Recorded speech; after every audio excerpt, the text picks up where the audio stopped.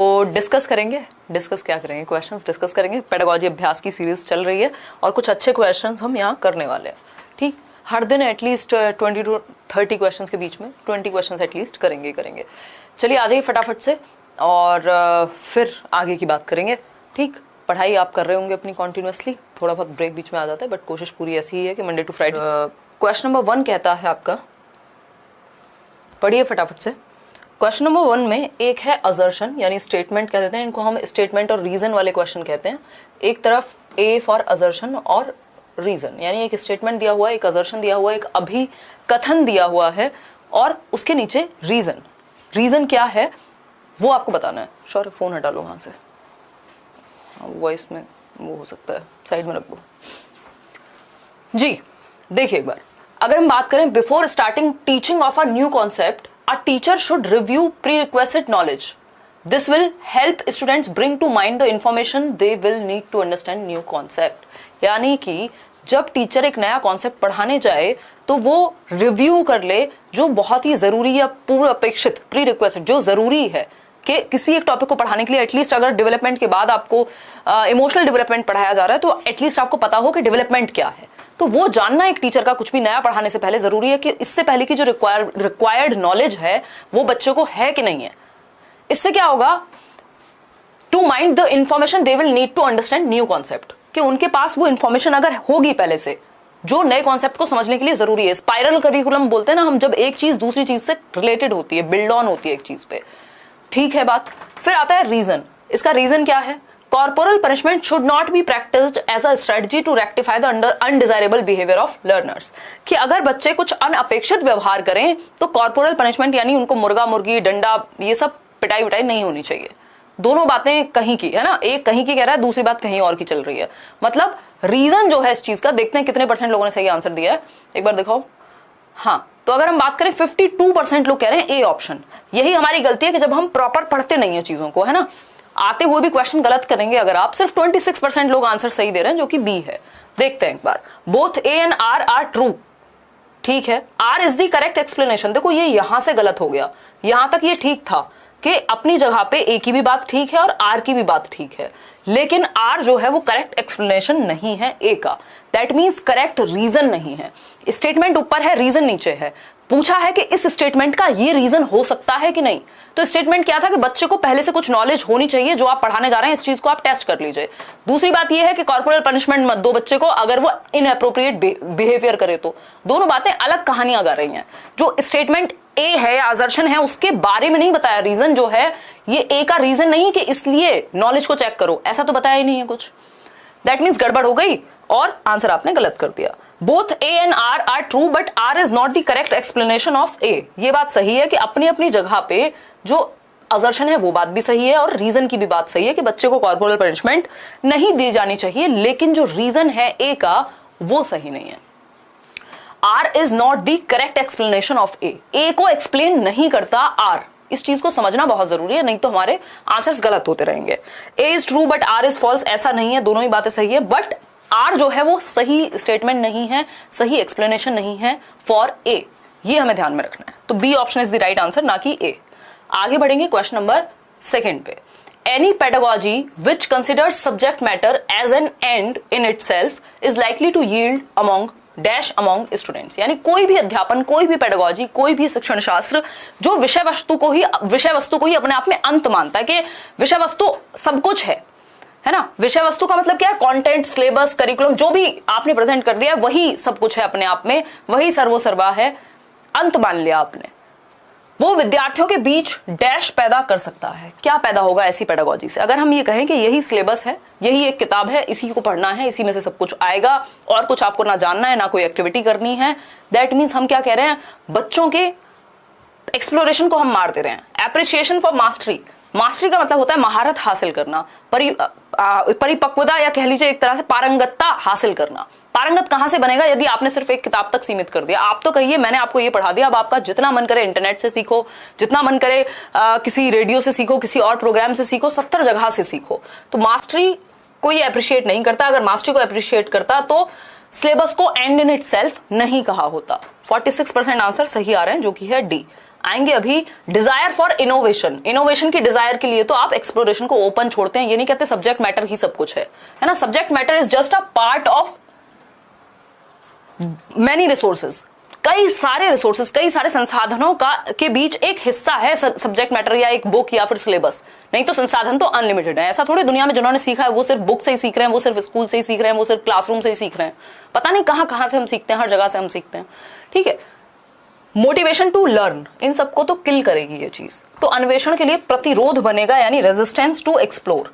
यदि हम ऐसी पेडागोजी को, ऐसे थॉट को मान के चलते हैं कि सब्जेक्ट मैटर ही सब कुछ है अपने आप में, तो हम क्या करेंगे बच्चे के साथ, स्टूडेंट्स के बीच क्या पैदा हो जाएगा, रेजिस्टेंस टू एक्सप्लोर, यानी वो अन्वेषण करना ही नहीं चाहेंगे, एक्सप्लोर करना ही नहीं चाहेंगे, सर्च करना ही नहीं चाहेंगे खुद से, उनको पता है बस ये किताब पढ़नी है, इसमें से पेपर आ जाएगा, बात खत्म। वो खुद से एक्सप्लोर करना ही नहीं चाहेंगे, खुद से एक्सप्लोर नहीं करेंगे तो बेहतर सीखेंगे नहीं, जिंदगी भर रट्टू तोते बन जाएंगे। तो D option is the right answer. ठीक है, ये नहीं होना चाहिए ना हमारी मैडम ने इन्हीं शब्दों में लिखवाया था, इन्हीं में रिपीट करना है, अपने तरीके से भी तो एक्सप्रेस कर सकते हो आप सेम बात को। तो D option is the right answer. Question number 3 है फिर से असर्शन और रीजन वाला क्वेश्चन है, ध्यान से पढ़ेंगे। असर्शन यानी स्टेटमेंट है एक, student should be taught self regulatory knowledge about when, where and why to use variations learning strategies, यानी बच्चों को सेल्फ रेगुलेटरी नॉलेज होनी चाहिए, यानी वो खुद को रेगुलेट कर सकें, जहां पे उनको पता हो कि कहां कब कैसे कौन सी लर्निंग स्ट्रेटजी को, अधिगम तकनीक को यूज करना है, कहां हमें किस तरह से समझना है, कहां नोट्स बनाने हैं, कहां कैसे समझना है, कौन से एग्जांपल्स यूज करने हैं, किस जगह से पढ़ना है। ठीक है, रीजन क्या है इस चीज का कि बच्चे को लर्निंग स्ट्रेटजीज का पता होना चाहिए। रीजन दिया हुआ है, a learning strategy is more likely to be maintained and employed if students know when, where and why to use it. मतलब कि लर्निंग स्ट्रेटजी कब काम की है या बेहतर कब हो पाएगी, जब बच्चों को ये पता हो कि उसको कहां, कैसे, कब यूज करना है और क्यों यूज करना है। भाई वेज जो हैं आपको सारे टूल्स पता हो, ऐसा थोड़ी है फिर आप बाइक के टूल को घर में यूज कर देंगे कहीं भी कुछ और करने में, अगर हो सकता होगा तभी करेंगे। तो पता तो होने चाहिए बच्चे को। कुल मिला के दोनों बातें सही है, ए भी सही है और आर इसका एक्सप्लेनेशन है कि क्यों पता होने चाहिए, इसी के बारे में बात हो रही है। तो both A and R true और R is the correct explanation of A. ठीक है, ऐसा नहीं है A and R true but R is not the correct explanation, ऐसा नहीं है आर करेक्ट है, फॉल्स तो है ही नहीं। चलिए आगे बढ़ते हैं क्वेश्चन नंबर 4 पे। विच, देखो इस तरह के क्वेश्चन में ना, असर्शन और स्टेटमेंट वाले क्वेश्चन में आपके कॉन्फिडेंस की जरूरत पड़ेगी। कॉन्फिडेंस कहां से आएगा, जब आपने कॉन्सेप्ट्स को ठीक से समझा है, क्वेश्चन को ठीक से समझा है एटलीस्ट। क्वेश्चन नंबर 4 है विच of the following is an example of a metacognitive skill. Metacognitive skill बोले तो अधिसंज्ञानात्मक या परासंज्ञानात्मक कौशल, मतलब thinking about thinking, knowledge about knowledge, यानी एक लेवल और आगे है ये कॉग्निशन से। ठीक है जी, ठीक। कोई कह रहा है मैम गांव में गेहूं काट रहे हैं, अच्छा काट रहे हो, हाँ बिल्कुल कट रहे होंगे, अप्रैल चल रहा है और हमने काटे हैं गेहूं, अच्छे से बताया हमें। ठीक, चलो खैर आ जाओ। अगर हम बात करें विच of the following is an example of a metacognitive skill, बहुत ही एंजॉयबल प्रोसेस हो जाती है कई बार। सीटेट कब होगा यार, सीटेट मेरे ख्याल में जुलाई या दिसंबर में होना चाहिए, कायदे में जुलाई में होना चाहिए, क्योंकि सीटेट की वेबसाइट बड़ी सुंदर सी बना दी गई है, इन्होंने काम तो ही कर रहे हैं इसका मतलब। ठीक है, अब देखना कई लोग कहेंगे ये कौन सा रीजन है कि सीटेट की वेबसाइट सुंदर बन गई है। देखो सीटेट की वेबसाइट जब भी अपडेट होती है या कुछ भी काम चलता है, दैट मीन्स कुछ तो नया होने वाला है। ठीक, देखिए एक बार, which of the following is an example of a, इसका मतलब ये नहीं 100% हो जाएगा जुलाई में, हो सकता है काम कर रहे हो, मे बी नया सिलेबस डेवलप कर रहे हो। ठीक, तो मेटाकॉग्निटिव स्किल की अगर हम बात करें तो कौन सा एक एग्जांपल है जिसमें ज्यादा दिमाग लगेगा। मेटाकॉग्निटिव से याद रखना ज्यादा मेंटल स्किल्स जिसमें यूज होंगी। ठीक, evaluating process used by oneself in solving a problem, यानी किसी समस्या को हल करने में स्वयं द्वारा प्रयुक्त प्रक्रिया का मूल्यांकन करना, यानी आप जो हैं इवैल्यूएट कर रहे हैं किसी चीज को, किसी समस्या को सॉल्व करते समय, यानी आप थिंकिंग अबाउट थिंकिंग करेंगे। अगर कुछ सोच रहे हैं, किसी चीज का सॉल्यूशन निकाल रहे हैं, किसी का जजमेंट निकाल रहे हैं, किसी को एनालाइज कर रहे हैं, तो आप उस पर नेक्स्ट लेवल थॉट लगाएंगे। बात तो ठीक है, क्योंकि इवैल्यूएशन में सब कुछ लग जाएगा एक तरह से। अगर हम बात करें पुरानी ब्लूम्स की टैक्सोनॉमी की, तो हम देख सकते हैं highest level of Bloom's taxonomy में नॉलेज का, या अगर हम बात करते हैं कॉग्निटिव डोमेन का, इवैल्यूएटिंग था। दैट मीन्स इसमें अच्छी खासी मेंटल स्किल्स लगेंगी। Identifying the difference between two pictures, ये बहुत इजी है, जस्ट क्लासिफाई करना है आपको, वर्गीकृत करना है, डिफरेंशिएट करना है दो पिक्चर्स के बीच में क्या अंतर क्या है। इसमें कोई बहुत बड़ी मेंटल स्किल नहीं लगने वाली, सिर्फ एनालिसिस लगेगा और कुछ भी नहीं। Knowing the chemical formula of methane, methane का केमिकल फॉर्मूला या सूत्र जानना, दैट मीन्स एक सिंपल प्रोसेस हो गई। ऐसा नहीं है कि इसमें आपने कोई बहुत अलग दुनिया से दिमाग लगा दिया। आप कोई बना तो देंगे नहीं मीथेन का फॉर्मूला कि आपने अलग से बनाया हो, इन्वेंट किया हो, तो हम मानते भी हैं। फिर आता है D option, recalling the chronological order of a particular dynasty. अगर आप किसी डायनेस्टी के यानी किसी राजवंश के कालानुक्रमिक क्रम को जान रहे हैं कि पहले भाई मान लीजिए अकबर थे, बाबर थे, ये थे, वो थे, पहले कौन था, बाद में कौन था, इसमें रिकॉलिंग लग रही है, रिमेंबरिंग लग रही है, नॉलेज लग रही है, ना कि इसमें कोई बहुत ज्यादा मेंटल स्किल लग रही है ना। तो ए option is the only right answer, जो कि आप कह भी रहे हैं 86% लोग। Evaluating process used by oneself in solving a problem, कि आप जब आकलन की प्रक्रिया का यूज करते हैं किसी समस्या को सॉल्व करने के लिए, खुद को 4 बार इवेल्युएट करते हैं कि अच्छा ऐसा सोचा मैंने तो ये सही हो सकता है कि नहीं, अच्छा इसको ऐसे अप्लाई करूं तो इसका ये रेपरकशन हो सकता है, ये इसके पॉजिटिव्स हो सकते हैं, ये नेगेटिव हो सकते हैं, ऐसा हुआ तो ऐसा होगा। दैट मीन्स आप thinking about thinking, thinking of thinking, है ना, ये कर रहे हैं। आगे बढ़ते हैं, ए option is the right answer. Question number 5 देखिए, A teacher intends to facilitate procedural knowledge among her students. Which of the following question is appropriate for this purpose? यानी टीचर का इंटेंशन क्या है, वो क्या जानना चाहती हैं, वो चाहती है प्रोसीजरल नॉलेज को जानना। प्रोसीजरल नॉलेज हम कहते हैं प्रक्रियात्मक ज्ञान, यानी किसी चीज का प्रोसीजर जानना, कि मान लीजिए एक ऑपरेशन होगा तो उसमें प्रोसीजर क्या होगा, पहले ये करेंगे, फिर ये करेंगे, फिर ये करेंगे, एक प्रोसीजर फॉलो होगा, ठीक है। या आप मान लीजिए पासपोर्ट भी बनवाने जा रहे हैं तो उसमें भी क्या एक प्रोसीजर फॉलो होगा, ठीक है। तो ये प्रोसीजरल नॉलेज को फैसिलिटेट करना, यानी प्रोसीजरल नॉलेज बच्चे की बेहतर हो, ऐसा एक शिक्षिका या शिक्षक चाहते हैं, तो उसके लिए कौन सा एक क्वेश्चन जो है वो एप्रोप्रिएट होगा। यानी अगर आप एज अ टीचर ये चाहते हैं कि बच्चे की प्रोसीजरल नॉलेज बेहतर हो, वो किसी प्रक्रिया को बेहतर से जाने या बेहतर से अप्लाई करे, तो आप कौन सा क्वेश्चन पूछेंगे। 4 क्वेश्चंस यहां दिए हुए हैं, ठीक है। शायरियां मत लिखो, पढ़ लो चुपचाप। हम तो बिना क्वेश्चन देखे आंसर दे देते हैं। बहुत बढ़िया सुनिए, आपका भविष्य इतना ब्राइट है जिसकी हद नहीं है।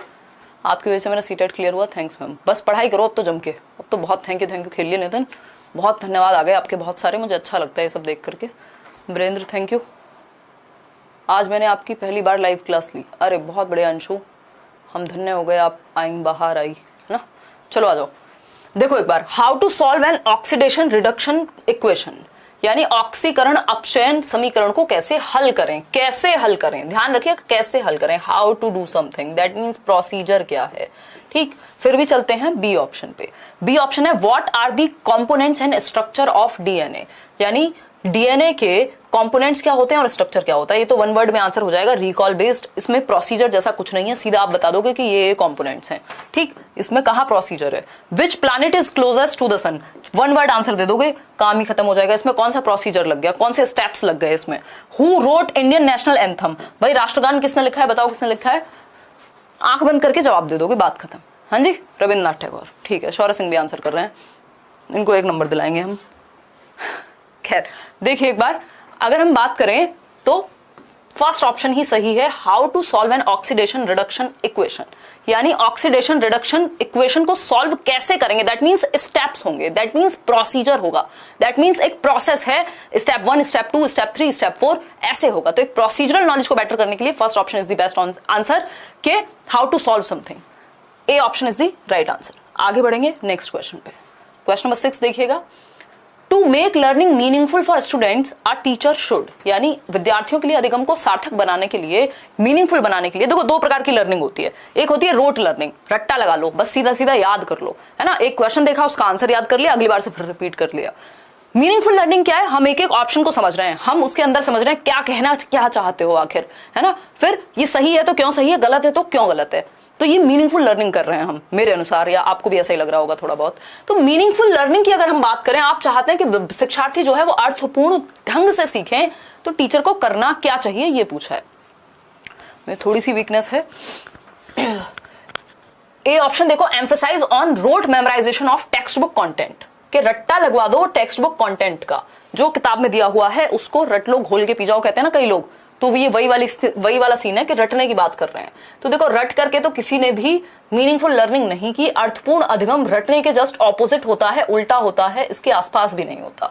अर्थपूर्ण कब होगा, रटंत विद्या चलंत नहीं, ऐसा कहा जाता है ना कि रटने से काम चलेगा नहीं, ठीक है, तो रटी हुई विद्या काम भी नहीं आएगी।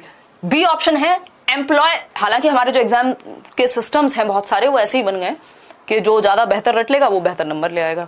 Employ stimulus response association to condition behaviour, हमेशा ऐसा नहीं होता, मतलब stimulus response association to condition behaviour, conditioning करा दो स्टिमुलस और रिस्पॉन्स को जोड़ करके, ये मीनिंगफुल नहीं होगा, ये भी रटने जैसा ही है, ये भी रोट ही है, क्योंकि आपको आदत पड़ गई, जैसे आपसे पूछेंगे 2 2 जा 4 आया कैसे पता नहीं, तो ये स्टिमुलस रिस्पॉन्स जैसा हो गया। Frequently use tangible rewards to motivate students, अगर आप सिर्फ रिवॉर्ड्स के बेसिस पे मोटिवेट करेंगे कि फर्स्ट आ जाओ आईफोन देंगे, फर्स्ट आ जाओ साइकिल देंगे, फर्स्ट आ जाओ फलाना देंगे, फर्स्ट आ जाओ देशी दे देंगे, ये क्या होगा, बच्चे के अंदर से उस चीज को सच में सीखने की इच्छा खत्म हो जाएगी, वो जस्ट रिवॉर्ड्स के लिए काम करेगा, है ना। जब आप रिवॉर्ड हटा देंगे तो उसकी मोटिवेशन खत्म, तो फिर हम कभी खुश होकर काम ही नहीं कर पाएंगे, हमेशा हमें कुछ चाहिए होगा हर चीज से। Provide opportunities to think and reflect on experiences, ये है बेस्ट ऑप्शन जो कि आप लोग 72% लोग दे भी पा रहे हैं कि अनुभवों पर चिंतन और मनन करने के अवसर प्रदान करें। आपके जो भी एक्सपीरियंसेस हुए लाइफ में, जो भी आप प्रॉब्लम डिस्कस कर रहे हैं मान लीजिए, उस पे आप क्या कह रहे हैं, भाई सोचो इसके बारे में, रिफ्लेक्ट करो, आपको कैसा फील हुआ था जब आप कहीं घूमने गए थे, रिफ्लेक्ट करो जब आपके साथ किसी ने गलत व्यवहार किया था तो कैसा महसूस हुआ था, क्या आप चाहते हैं आप भी किसी के साथ ऐसा करें। मतलब आप अवसर दे रहे हैं बच्चे को सोचने के, उसके दिमाग को इस्तेमाल करने के और अपने अनुभवों पे रिफ्लेक्ट करने के। क्या होगा, ऐसे में जो भी लर्निंग होगी, जो भी सीखेगा जिंदगी भर भूलेगा नहीं और रियल लाइफ से जुड़ जाएगी लर्निंग, है ना, रियल होगी, अर्थपूर्ण होगी, मीनिंगफुल होगी, रोट नहीं होगी, और हमें मीनिंगफुल लर्निंग ही करानी है। तो D option is the right answer. आगे बढ़ेंगे नेक्स्ट क्वेश्चन पे। क्वेश्चन नंबर 7 देखिए, A teacher asked a student to speak his thoughts to himself when he was somewhat stuck in solving a given problem. Soon enough after doing so, student exclaims, I know the answer now. Which problem solving strategy has helped the student in this case? मतलब क्या है कि जब एक विद्यार्थी किसी समस्या को हल करने में फंस गया, उसको कहा कि अच्छा ये क्वेश्चन सॉल्व करो, अच्छा बताओ प्याजे ने कितनी स्टेजेस दी थी, बच्चा फंस गया, वो जवाब नहीं दे पा रहा, ठीक है, तो शिक्षक ने या शिक्षिका ने क्या कहा, एक काम करो, अपने आप से बात करो कि प्याजे ने कौन सी स्टेज दी थी, किस स्टेज में क्या बात की थी। आप खुद से जब बात करने का सुझाव दिया, प्राइवेट टॉक करने का सुझाव दिया एक तरह से, तो क्या हुआ, बच्चे को अचानक से याद आ गया, जब वो सोच रहा था अच्छा कॉन्क्रीट ऑपरेशन में ये होता था, प्री ऑपरेशनल में ये होता था, सेंसरी में ये होता था, फॉर्मल में ये होता था, अरे 4 स्टेजेस हैं प्याजे की, तो मैं कह रही हूँ प्यार की, है ना।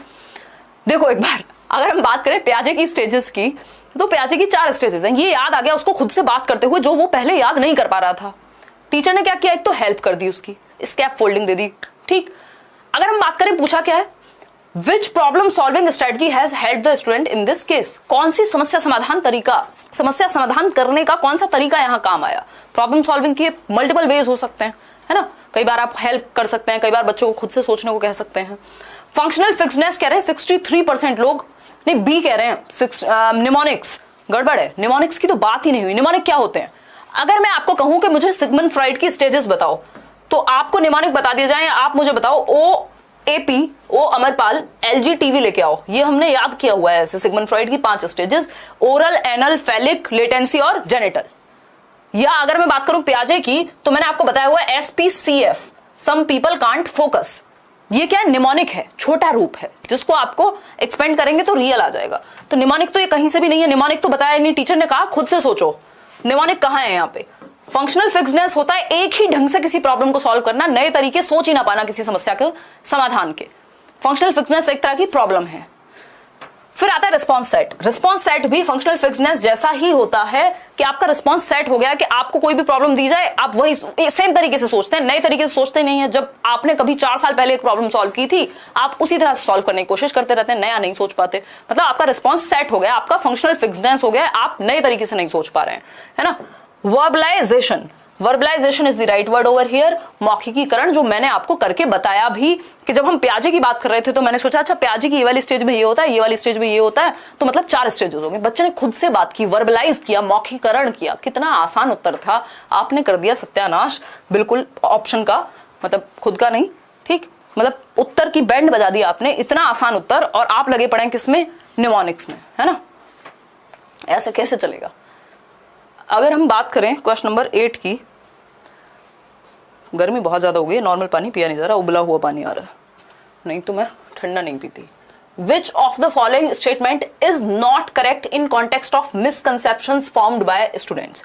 Misconceptions या फिर इनको हम कहते हैं alternative conceptions।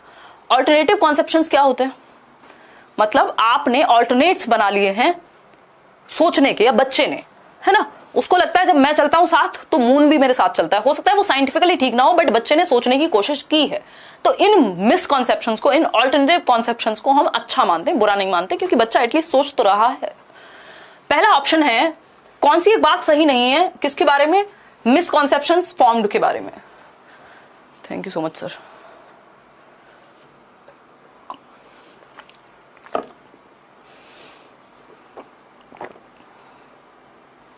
वीकनेस आ गया यार, हीमोग्लोबिन गायब हो गया बॉडी से। देखो एक बार, अगर हम बात करें फर्स्ट ऑप्शन की, misconceptions can be used constructively by a teacher in the process of learning. ये बात तो अच्छी है, आप लोग नोट क्यों नहीं पढ़ रहे हैं, है ना भाई? ये बात तो अच्छी है, ठीक बात है। तो मिसकंसेप्शंस को यूज करना चाहिए, भ्रांतियों का प्रयोग करना चाहिए, शिक्षक को सिखाने के लिए क्रिएटिवली यूज करना चाहिए, उनको दूर करना चाहिए एग्जांपल्स देके या एक्टिविटी करा के, एक्सपेरिमेंट करके। Misconceptions characterises the initial phase of childrens understanding of certain concepts, कि जब बच्चा शुरुआत में किसी एक कॉन्सेप्ट को सीखता है इनिशियली, तो वो गड़बड़ करता है, ये दर्शाते हैं। ठीक है बात। फिर आता है सी ऑप्शन, जो 45% लोग सही कह रहे हैं। Misconceptions clearly indicates childrens inability to learn anything new and advance. भाई बच्चे में कमी नहीं निकालनी हमें, सिस्टम में कमी निकालो, टीचर में कमी निकालो, खुद में कमी निकालो, दुनिया में कमी निकालो। बच्चे में कमी अगर पेडागोजी में निकालोगे तो 1 नंबर चला जाएगा। और वैसे भी वो ठीक चीज नहीं है, वो भी सही अप्रोच नहीं है एक अच्छे शिक्षक की या शिक्षिका की। ठीक, तो भ्रांतियां स्पष्ट रूप से बच्चों की कुछ भी नई और उन्नत सीखने की अक्षमता को दर्शाती है। मतलब अगर मिसकंसेप्शन हो गया बच्चे को या आपको भी, दैट मीन्स कि आप में सीखने की क्षमता ही नहीं है, ये मान लेना चाहिए। ये कैसी सी बात हुई, है ना? मतलब आप बजाय कि उसको सही करने के या सही सीखने के, गलतियां कौन नहीं करता, गलती करके ही सीखा जाएगा। ये गलतियां प्रोसेस है सीखने में, है ना, हिस्सा है एक। तो हम ये नहीं कह सकते कि ये दर्शा रहे कि बच्चा सीख ही नहीं सकता इसलिए मिसकॉन्सेप्शन हो रहा है। कई बार अनलर्निंग करनी पड़ती है, कहा जाता है ना, unlearning is also a part of process they observe around them. भाई मिसकॉन्सेप्शन से ये पता चलता है कि बच्चे जो अपने अराउंड ऑब्जर्व करते हैं, वो उनकी इंट्यूशन क्या है कुछ चीजों के बारे में और क्या वो ऑब्जर्व करते हैं, उसी हिसाब से वो चीजें बना लेते हैं, है ना भाई। उन्होंने मान लीजिए अगर ये देखा है कि मदर डेयरी से दूध आ रहा है, तो उनको लगता है कि उन्होंने जो ऑब्जर्व किया उसके बेसिस पे उन्होंने आंसर कर दिया। बेशक उनको ये ना पता हो कि भाई जो गाय है या भैंस है वहां से दूध आता है, दूध बनता कैसे है। ठीक है, तो ये बेसिक बात है एक तरह से। ठीक है, कोई दिक्कत परेशानी इस बात को समझने में, है ना। चलें आगे बढ़े, तो सी ऑप्शन ही सही है इस बारे में। क्वेश्चन नंबर 9 देखिएगा, विच of the following emotion positively impact learning, यानी कौन सा एक संवेग जो है वो पॉजिटिवली इम्पैक्ट करेगा लर्निंग को, यानी हेल्प करेगा लर्निंग में, या मददगार या फ्रूटफुल साबित होगा। ठीक है, कौन सा एक इमोशन हेल्प करेगा लर्निंग में, बताइएगा एक बार। पहला ऑप्शन है एंग्जाइटी। भाई अगर आप एंग्शियस हैं, चिंता में हैं, तो ये तो बाधा बनेगा लर्निंग में, ये हेल्प नहीं करता। एंग्जाइटी जिनमें आप में से जिन लोगों को कभी हुई होगी उनको पता है, बैंड बच जाती है। ठीक है, तो ये कहां से हेल्प करेगा, ये फ्रूटफुल थोड़ी है, पॉजिटिव थोड़ी है ये। बेशक आप इसको कैसे भी मोटिवेशन की तरह लो, बट हेल्पफुल थोड़ी है। बोर्डम, बोरियत है तो सीखोगे कैसे, पॉजिटिव कहां हुआ, नेगेटिव हो गया। तो एंग्जाइटी भी नेगेटिवली इंपैक्ट करेगा, बोरियत भी नेगेटिवली इंपैक्ट करेगा, और भय यानी फियर, अगर आप डर में सीखोगे तो अच्छा थोड़ी सीख पाओगे, बजाय कि आप एक्साइटमेंट में, होप में सीखोगे। तो होप यानी कि उम्मीद, आशा, अगर आप होपफुल हैं कि भाई अगर मैं ठीक से पढ़ूंगा या पढ़ूंगी तो मेरा एग्जाम क्लियर हो जाएगा, दैट मींस आपकी लर्निंग पॉजिटिव होगी, आप बेहतर सीख पाएंगे, बजाय कि आप पहले से ये मान के बैठे हैं अरे मेरा कहां से होगा, इतने लोगों का तो होता नहीं है ना। बट अगर आप ये मानेंगे यार इंसानों का ही होता है, सही तरीके से मेहनत करने वालों का ही होता है। माय फादर यूज्ड टू से कि बेटा नौकरी लेना पहले भी मुश्किल था, आज भी मुश्किल है और आगे भी मुश्किल ही रहेगा, लेकिन लेने वाले पहले भी लेते थे, अभी भी लेंगे और आगे भी लेंगे। क्वेश्चन नंबर 10 देखिएगा एक बार, Which of the following set of attributes for failure on task is likely to motivate a student for future attempts? यानी किसी कार्य में विफलता के लिए निम्नलिखित में से कौन से आरोपण में एक विद्यार्थी को भविष्य के प्रयासों से के लिए प्रेरित करने की संभावना है। यानी मान लीजिए एक बच्चा हो गया फेल, एट्रीब्यूशंस फॉर फेलियर, बच्चा फेल हो गया किसी भी वजह से किसी टास्क को करते समय, तो कौन सा एक ऑप्शन होगा जो उसे आगे फ्यूचर में किसी काम को बनाए रखने के लिए मोटिवेट करेगा, या मैं कहूं कि अभिप्रेरित करेगा कि वो आगे भी उस चीज को करे। फेल हो गया तो कोई बात नहीं, कौन सा एक ऑप्शन होगा। बी ऑप्शन कह रहे हैं आप में से 68% लोग। देखते हैं, I am not intelligent and intelligence is fixed, यानी अगर जो व्यक्ति ये मानता है कि मैं तो बुद्धिमान हूं ही नहीं, और बुद्धिमानता तो स्थिर होती है, मतलब हम खुद पे काम करके खुद को इंटेलिजेंट बना ही नहीं सकते, तो इस केस में क्या होगा, आप कभी सीखेंगे ही नहीं, दोबारा क्यों करना चाहेंगे, आपने तो एक बार किया फेल हो गए, फिर दोबारा आप कभी अटेम्प्ट ही नहीं करेंगे, खुद को मान लेंगे बेबुद्धि। फिर है B option, I didn't put enough effort this time although I am capable of doing so. आप क्या कह रहे हैं कि कोई बात नहीं यार, इस बार फेल हो गए, चलो सीटेट में, D+B में, KVS में, कोई बात नहीं। क्यों? क्योंकि मैंने अपना 100% दिया ही नहीं था, मैंने अपना इनफ दिया ही नहीं था, ना मैंने सही से पढ़ाई की थी, सिर्फ किताबें सजा ली थी, कोर्स ले लिए थे, 4 वीडियोस देख ली थी, सच में नोट्स बना करके, रिवीजन करके, मॉक टेस्ट देके मैंने खुद को तैयार किया ही नहीं था। बट अब क्या होगा? आप कह रहे हैं कि I didn't put enough effort, मैंने उतनी मेहनत ही नहीं की इस बार, although I am capable of doing so, लेकिन मैं करने में सक्षम हूं, अगर मैं ठीक से मेहनत करूं तो मैं इस चीज को कर सकता हूं, तो इसलिए आप दोबारा मेहनत करेंगे। ऐसा होता भी है, दुनिया में करते भी हैं लोग, ठीक, ये बात सही लग रही है, लेकिन फिर भी C और D को चेक करेंगे। Teacher was biased towards me and I can't change her perception about me, यानी टीचर ही बायस्ड था, है ना, टीचर ने ही गलत पढ़ाया था। अरे इन कोचिंग वालों ने तो दुकानें खोल रखी हैं जी, आप पढ़ लो ठीक से, उनकी चलने दो, दुकानें बंद होने दो, जो करना है करो, है ना, आप ठीक से काम कर लो, हो जाएगा काम, ठीक। तो ये क्या होगा? या टीचर ने पढ़ाया ही नहीं है ठीक से, तो जिनका हुआ उन्हें किसी और ने पढ़ाया था। मतलब एक क्लास में 500 बच्चे हैं, 50 बच्चे हैं,